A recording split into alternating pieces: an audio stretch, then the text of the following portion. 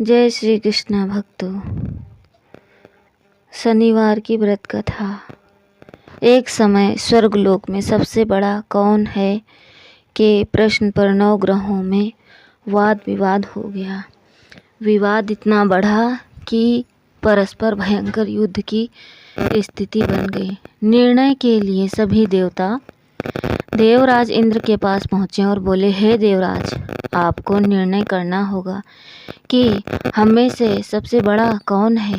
देवताओं का प्रश्न सुनकर देवराज इंद्र उलझन में पड़ गए।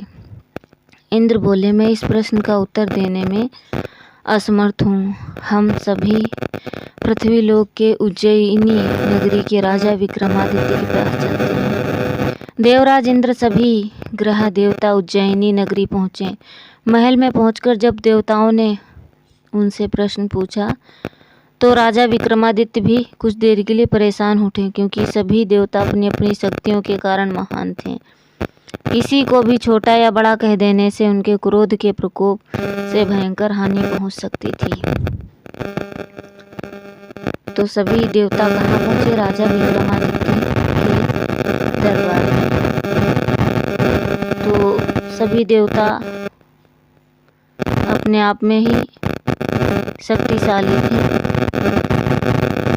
अगर वो किसी को कुछ बोलते तो उनके प्रकोप से भयंकर हानि हो सकती थी। अचानक राजा विक्रमादित्य को एक उपाय सूझा।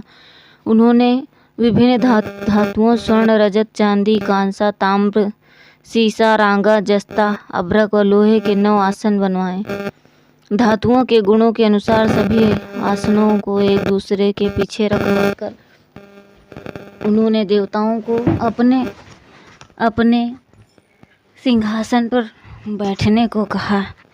देवताओं के बैठने के बाद राजा विक्रमादित्य ने कहा, आपका निर्णय तो स्वयं हो गया है। जो सबसे पहले सिंहासन पर विराजमान है वही सबसे बड़ा है।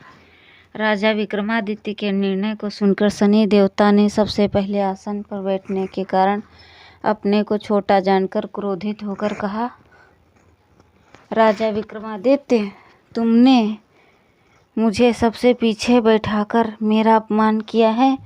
तुम मेरी शक्तियों से परिचित नहीं हो, मैं तुम्हारा सर्वनाश कर दूंगा।